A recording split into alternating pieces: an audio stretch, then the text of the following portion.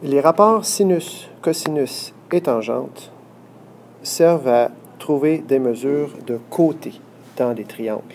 Alors, l'idée, c'est d'abord trouver le côté, identifier le côté dont on cherche la mesure, ensuite identifier le côté dont on connaît et l'angle dont on connaît l'information et chercher le bon rapport. Alors, dans ce cas-ci, si je prends l'angle 53 degrés, on me donne la mesure de son côté adjacent et de l'hypoténuse.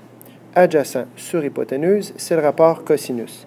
Je vais donc écrire cos de 53 degrés est égal à opposé, adjacent 15 sur x. Rendu là, il s'agit d'isoler la variable. Alors là, ici, je vais vous sortir quelque chose qui vient d'un peu loin. Voici cos de 53, on peut le mettre sur 1. À partir de là, ce que j'obtiens, c'est une proportion de cos de 53 sur 1 qui est égale à 15 sur x. Et dans une proportion, le produit des extrêmes est égal au produit des moyens. Les extrêmes sont 1 et 15, et sont cos de 53 et x. Et les extrêmes sont 1 et 15.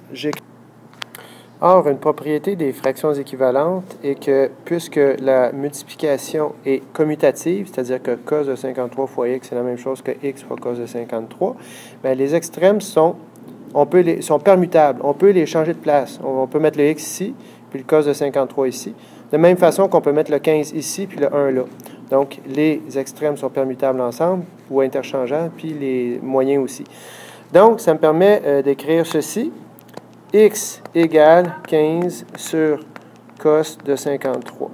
Alors là, la façon la plus simple de faire ça, c'est de trouver cos de 53 sur sa calculatrice, de faire 15 divisé par cos de 53 ou 53 cos, et pour ça, vous venez me voir pour avoir la bonne fonction. Selon le modèle, il faut soit rentrer la fonction en premier et le chiffre après, ou encore l'inverse. Ce qui fait 15 divisé par... Là, je vais mettre à peu près parce que si on veut l'écrire sur le papier, d'habitude, ce qu'on fait, c'est garder 4 chiffres après la virgule pour une précision minimale dans les rapports trigonométriques. Donc, cos de 53, ça donne 0,6018. Ainsi, je fais 15 divisé par 0,6018.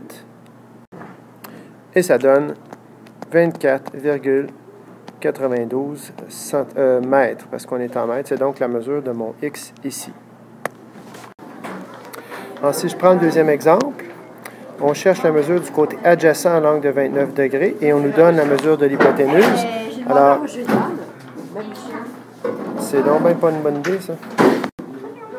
Oui, je viens de changer la donnée pour changer le rapport. Alors, on me donne le côté opposé à l'angle et on me donne l'hypoténuse. Je vais donc faire appel au rapport sinus.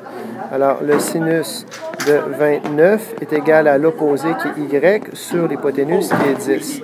Or, maintenant, ce que je vais faire, c'est isoler la variable. Donc, encore une fois, je vais faire fois 10 en suivant les règles habituelles avec l'algèbre. Et ce qui me donne donc y est égal à 10 fois sin de 29.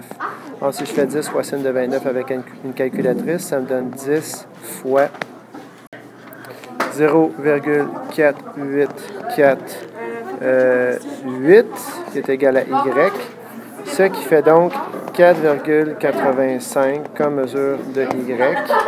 Alors, voici la mesure du côté. On est en centimètres. Alors, c'est de cette façon qu'on utilise les rapports trigonométriques pour trouver des mesures de côté. La prochaine capsule vous montrera comment on fait pour trouver des mesures d'angle.